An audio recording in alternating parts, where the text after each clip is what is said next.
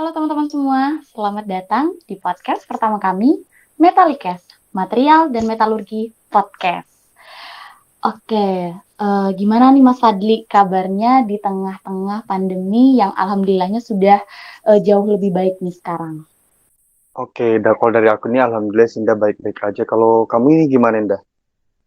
Kalau aku sejauh ini alhamdulillah baik dan juga masih aman-aman aja nih Mas Fadli. Oke Mas Fadli, untuk podcast pertama kita nih kita kedatangan bintang tamu yang sangat istimewa nih Mas Fadli. Iya benar sekali, Indah. Kita kan podcast pertama ini harus mengundang tamu yang istimewa kan. Mungkin tanpa berlama-lama kita langsung undang aja kali ya, Indah. Gimana, Indah? Oke, boleh nih. Mungkin kita langsung undang aja kali ya, Fadli ya. Selamat datang, Kak Torik. Selamat malam. Selamat Malam malam, Kak Indah Tori. dan Fadli. Gimana nih, Kak, kabarnya menghadapi kuliah di tengah-tengah situasi pandemi saat ini? Ya, alhamdulillah sih baik-baik aja, tapi ya itu juga masalah sih soalnya eh ya kita kerjaannya kan harus depan laptop terus ya. Jadi ya gampang capek gitu intinya sih. Nah, oke. Ngomongin soal kuliahan, Kak Tori. Kan Kak, kan Kakak tuh pernah menjadi mahasiswa baru lah, Kak, awal-awal kuliah gitu, Kak. Nah, saya ini ingin bertanya, Kak, gimana sih, Kak, menghadapi fase penyesuaian awal kuliah itu, Kak? Kan yang dimana ada sebagian orang itu yang nggak sanggup gitu, nah, Kak, melanjutkan kuliah. Mungkin bisa sharing-sharing, Kak, dengan kami gitu, Kak. Oke, kalau masalah itu aku sebagai mahasiswa baru ya. Ya pertama itu aku sebenarnya juga eh, daftar ke material metalurginya ITK itu juga tahu, tapi cuman tahu namanya doang. Tapi kalau misalnya masalah ilmunya itu nanti belajar apa itu aku juga kurang paham sih. Soalnya kan kebetulan ada kakak kelasku dulu pas SMA yang kebetulan berkuliah di ITK juga, kayak Kak Ahmad Fikri Febriawan dan Kak Rima kayak gitu. Terus kalau misalnya kayak apa sih cara aku beradaptasi gitu ya? Kan aku kebetulan nih orang Balikpapan juga. Jadi karena aku orang Balikpapan jadi nggak perlu ngekos gitu ya, dengan jarak kampus ITK itu yang ada di kilo 15 itu capek banget. Jadi aku dulu tuh sempet tuh ngontrak sama teman-teman untuk nyesuaiin diri aja dulu di kondisi ITK situ. Terus juga pertama masalah capek nggak sih, mental kita itu juga ngaruh soalnya fase kita dari seorang siswa gitu ya. Jadi mahasiswa itu ternyata nggak gampang, banyak banget proses-proses yang harus kita alamin. Nah tapi untungnya eh, dari ITK sendiri ada tuh yang namanya LKMM Pratede gitu kan, yang betul-betul ngajarin kita tentang manajemen diri. Namanya juga kan latihan keterampilan manajemen mahasiswa gitu untuk Pratede yang tingkat dasar. Jadi kita di situ diajarin tuh kayak apa cara manajemen waktu, cara manajemen diri, termasuk juga ada yang namanya AKWSRK. Di situ juga kita suruh nentuin tuh ambisi kita nantinya kayak apa, kita suruh nyusun rencana bla bla bla bla bla. Nah di situ tuh yang awalnya rencana ya kita pikir cuman penugasan nih, udah kerjain aja seadanya, bercandaan aja. Nah, tapi itu sebenarnya bisa jadi motivasi kita untuk ke depannya. Kayak misalnya kita pengen kerja di mana tuh. Aku nggak mau nyebutin nama perusahaan ya. Nah, tapi kan misalnya aja perusahaan yang terkenal di Indonesia, itu kan pasti saingannya itu nggak cuman orang Balikpapan aja gitu loh. Seluruh Indonesia pasti bakal mau masuk ke tempat itu.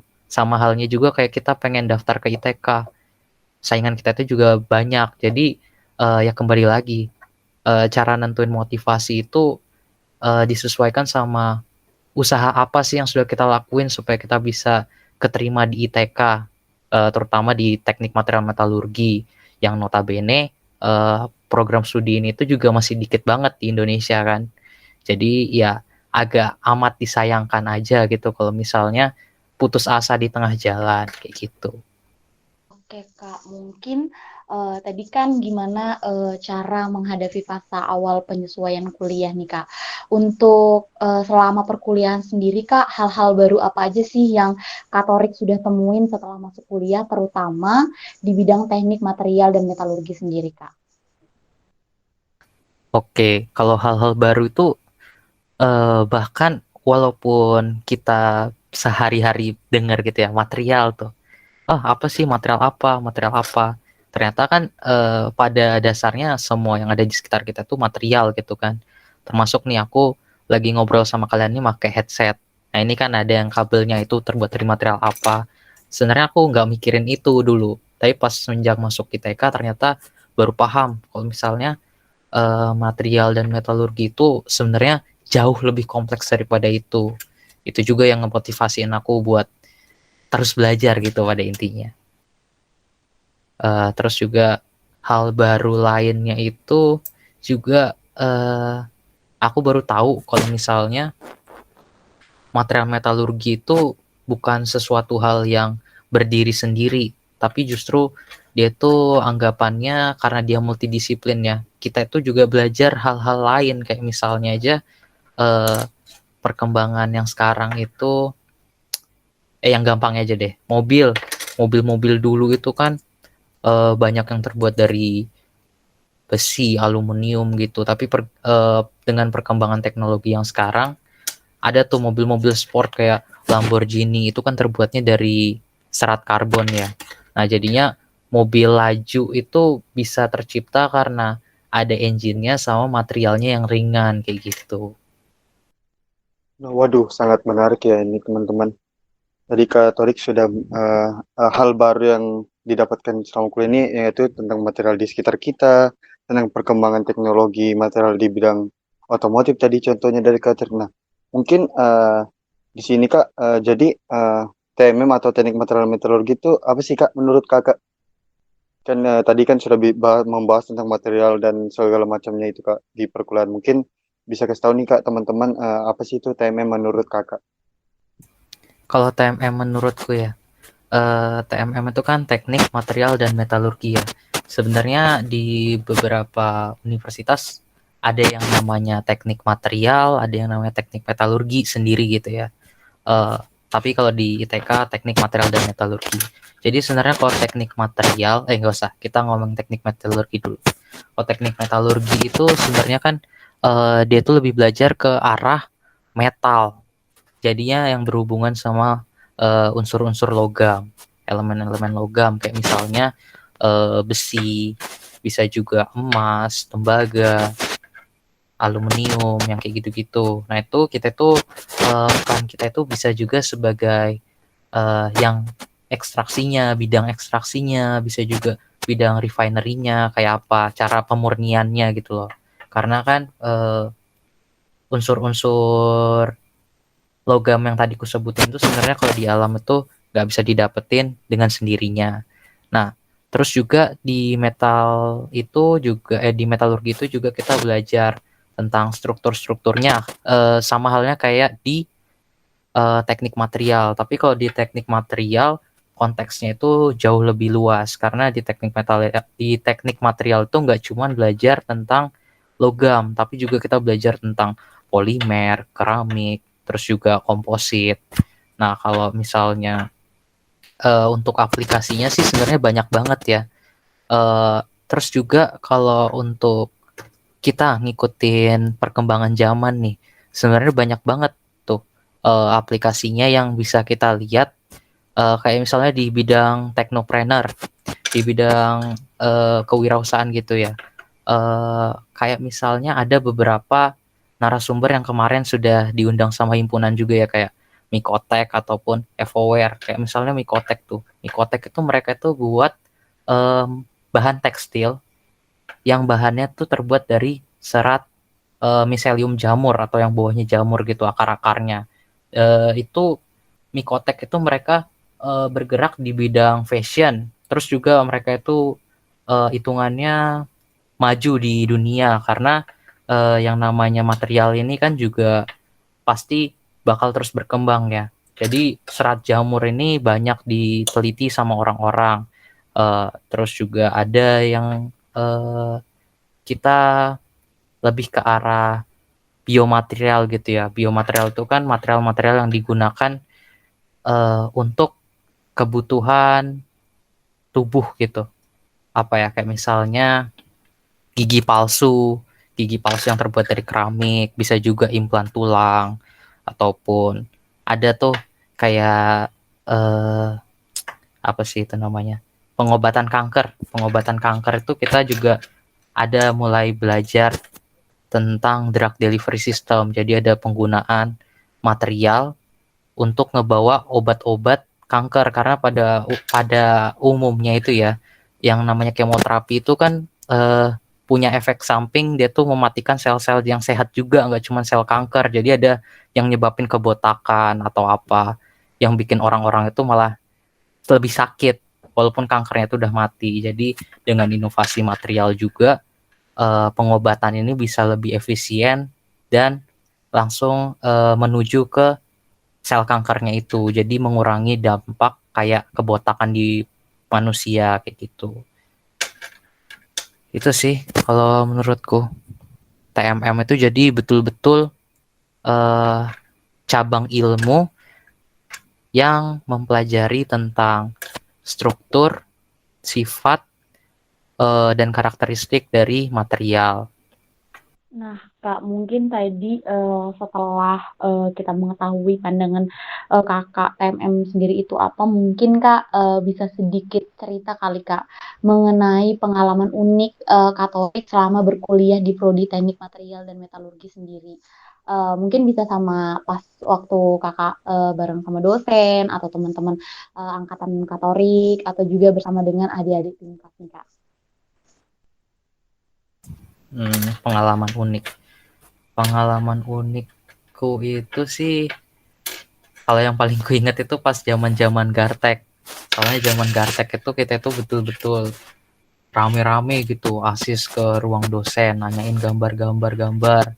Terus ternyata kita nggak cuma gambar doang, tapi kita juga harus betul-betul paham apa yang kita gambar. Jadi kayak gampangnya kita pengen gambar struktur mikro dari logam gitu, logam apa ya? Misal logam baja, ada perlit, itu tuh suruh jelasin tuh, bla bla bla bla bla bla bla bla. Tapi karena kita belum ngerti ya, jadinya suruh ulang lagi, padahal gambarnya sudah bagus kayak gitu. Terus kalau misalnya pengalaman unik yang lain itu kayak misalnya aku kebetulan kan ini sempat ditanyain sama waktu itu ada Misela nanya, di sini siapa yang nilai TOEFL-nya di atas 500. Nah kebetulan nilai TOEFL predikku itu seringnya tuh di atas 500 kan, jadi aku ngomong aja, aku pikir mau dapet TOEFL gratis gitu kah atau apa. Taunya enggak. Pas ditanyain itu aku suruh ngubungin Pak Moko kan, yang kebetulan core prodi kita. Terus suruh ngubungin Pak Moko kan, ngomong, Pak saya disuruh menghubungi Bapak oleh Miss Hela, gimana Pak? Ada apa ya Pak? Taunya dari Pak Moko itu ngomong ada program MBKM tentang joint research dengan Saga University. Nah baru tuh abis itu kan dijelasin ini itu. Jadinya aku sekarang kebetulan juga lagi ngejalanin penelitian sama Bulala terkait dengan nanopartikel perak kayak gitu. Itu aja sih. Kalau pengalaman unik yang lain ya agak susah ngomongnya, soalnya kita lagi kuliah online ya, jadi agak kurang dapat gitu feel-nya. Menurutku gitu sih. Wah, keren banget nih Katorik nih. Ikut penelitian bersama Bulala. Wah, hebat-hebat Katorik. Nah, mungkin apa nih Kak pesan untuk mungkin teman-teman yang mungkin baru mau masuk kuliah Kak, kan kenapa itu harus memilih TMM, dan juga apa sih Kak bedanya TMM dengan jurusan atau prodi lain, atau yang mungkin keistimewaan dari prodi TMM itu sendiri Kak? Kalau dibilang apa keistimewaan TMM ya, eh karena kayak yang tadi sudah aku omongin kan, kita tuh belajar ke arah material gitu ya. Jadi kan kenapa harus pilih TMM, apa beda TMM dengan jurusan prodi lain? sebenarnya banyak sih yang bisa dijadiin acuan untuk milih TMM, tapi sebenarnya kembali ke preferensi masing-masing lagi, suka atau enggak. Tapi kalau misalnya yang jadi poin kenapa kita harus milih TMM itu, ada tuh yang namanya without materials there is no engineering, yang kayak gitu-gitu ya. Kalian kan juga pernah dengar. Nah, itu sebenarnya juga eh, bagus banget sebenarnya slogannya itu. Karena apa? Kayak misalnya aja kalau misalnya kalian nonton Avenger Infinity War ya, kayak yang Iron Man-nya itu awalnya dia cuman pakai kacamata sama jaket tuh ya, baru pas kacamatanya dilepas berubah jadi armor Iron Man. Itu kan sebenarnya juga secara teori bisa dilakuin, tapi secara prakteknya masih belum ada. Jadi nanopartikel itu sebenarnya, oh iya, ya itu, there is no engineering without material, itu maksudku. Jadi kayak si Iron Man ini itu memanfaatin nanoteknologi. Nanoteknologi itu apa sih? Nanoteknologi itu teknologi yang berbasis pada skala nanometer. Kan ada tuh, kalian biasanya belajar di skala makronya gitu. Tapi kalau misalnya kita ngomongin nanoteknologi itu, sifat-sifat dari material tuh jauh lebih besar.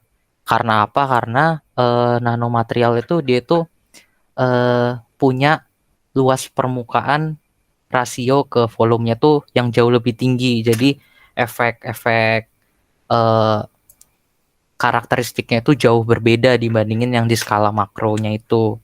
Kayak misalnya yang di penelitian yang kebetulan lagi ku ikutin ini ya, kan itu nanopartikel perak. Dia aplikasinya tuh sebagai antibakteri. Jadi si perak ini dari zaman dulu tuh sebenarnya udah dipakai sebagai antibakteri, tapi ternyata efisiensi nanopartikel perak ini jauh lebih tinggi pas di skala nano. Terus juga di Iron Man tuh kan dia berubah tuh, kacamatanya berubah jadi armor gitu kan ya. Itu ada juga penelitian yang dilakuin di Amerika Serikat sana kan, kalau misalnya nanomaterial tuh punya karakteristik yang namanya self assembly. Jadi dia bakal terstruktur sendiri gitu karena ada stimulasi dari apa, tapi sebatas penelitian yang sekarang itu dia self assembly itu masih harus stimulasinya itu harus pakai cairan, yang jadi kalau misalnya pemanfaatannya di era sekarang itu masih belum bisa. Terus juga karena yang tadi misal ke arah kewirausahaan gitu ya, kayak yang tadi ngomongin, si Mikotek itu dia berkembang gitu ya ke arah fashion industry dengan memanfaatkan kulit berbasis tumbuhan. Jadi itu betul-betul ngurangin emisi karbon dari hasil-hasil eh kayak misalnya kan kulit-kulit yang sekarang ada itu kan biasanya dari kulit sapi atau kulit domba gitu ya. Itu dia tuh jauh lebih banyak emisi karbonnya dibandingin sama yang jamur. Terus juga dari segi ekonomiknya itu kita harus ngasih makan sapi, harus ngasih makan domba terus juga untuk ngembangin pertumbuhan si sapi itu juga lama kan, bisa bertahun-tahun. Kalau misalnya pakai jamur cuma sekitar 2 atau 3 bulan aja udah jadi, bisa dijadiin si kulit ini. Terus juga ada kayak yang Evoware kemarin, dia tuh bikin gelas yang edible. Jadi eh, gelasnya itu dicetak dipakai buat minum, tapi nggak ada limbahnya, bisa langsung dimakan gelasnya. Jadi kalau secara kesimpulan kita ngomongin apa kelebihan dari TMM itu, yaitu kita bisa belajar teknologi-teknologi terbaru yang didasari sama atas hasil penelitian dari material-material yang diinovasikan kayak gitu. Itu sih kalau dari aku. Torik, terima kasih atas jawabannya. Berarti Kak, prodi kita ini termasuk prodi yang sangat-sangat istimewa ya Kak ya? Aku nggak bisa bilang istimewa juga sih sebenarnya. Sorry motong. Jadi ya itu kembali lagi ke preferensi masing-masing orang. Karena nggak semuanya suka tentang kimia, matematika, sama fisika kayak gitu. Iya nih Kak, Kak Torik malam hari ini terima kasih banget dan juga keren banget atas jawaban yang diberikan. Mungkin harapannya podcast kita pada malam hari ini Kak bisa menambah wawasan untuk teman-teman kita, adik-adik kita yang akan melanjutkan studinya di perguruan tinggi. Gimana nih Mas Fadli? Nah, bener banget. Mungkin tadi sudah penyampaian Katorik yang sangat keren banget dan tentunya menambah wawasan kita di bidang TMM sendiri, dah. Iya, bener banget nih. Kami mengucapkan banyak terima kasih kepada Kak Torik malam hari ini karena sudah mau menyempatkan hadir di podcast perdana Metalikes, Material dan Metalurgi Podcast. Mungkin kita akan ketemu lagi di lain kesempatan. Terima kasih Kak Torik. Iya, sama-sama juga, Indah. Oke, Mas Fadli, mungkin kita akan ketemu juga di season berikutnya di Material dan Metalurgi Podcast. Sampai jumpa lagi teman-teman semua. Jangan lupa tetap stay tune dan dengarkan Metalicast.